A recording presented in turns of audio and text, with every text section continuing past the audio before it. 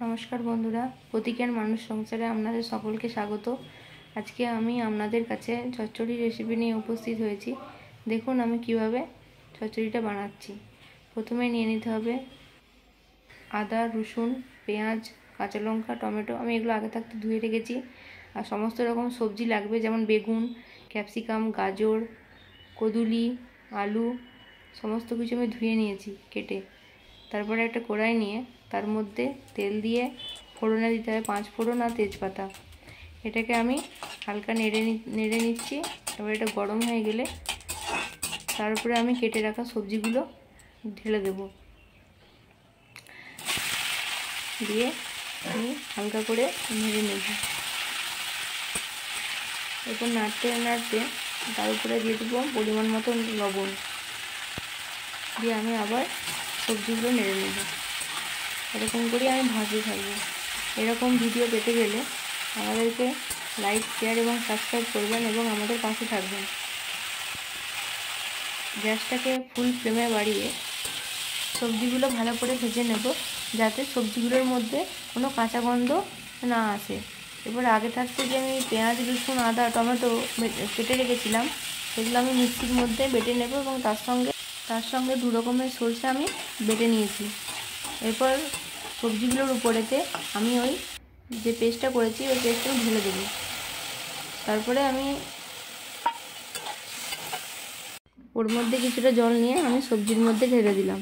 এরপর আমি সবজিগুলো ওই পেস্টির সাথে ভালো করে কষাতে থাকবো। সবজিগুলোর উপরে আমি 1 চামচ হলুদ গুঁড়ো, 1 চামচ ধনে গুঁড়ো এবং 1/2 চামচ জিরে গুঁড়ো দিয়ে দেবো। দিয়ে মশলাটা আমি কষিয়ে নেব। এরপর মশলাটা আমরা 2-3 মিনিটের মতো কষিয়ে নেব।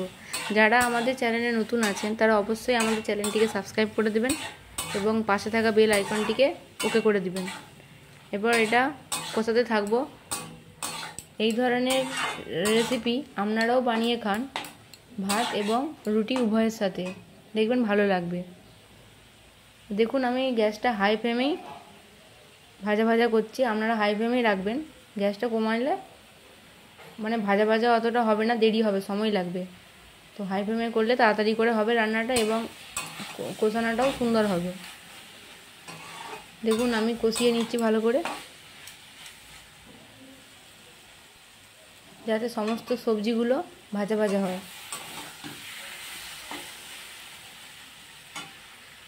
এরপর আমি সবজি কষানো হয়ে গেছে। এরপর আমি উপর থেকে গরম জল ঢেলে দেবো। 2 কাপের মতো গরম জল আমি ঢেলেছি। দিয়ে একটু নেড়ে নিয়ে ঢাকনা চাপা দিয়ে 5 মিনিটের মতো ফুটতে দেব।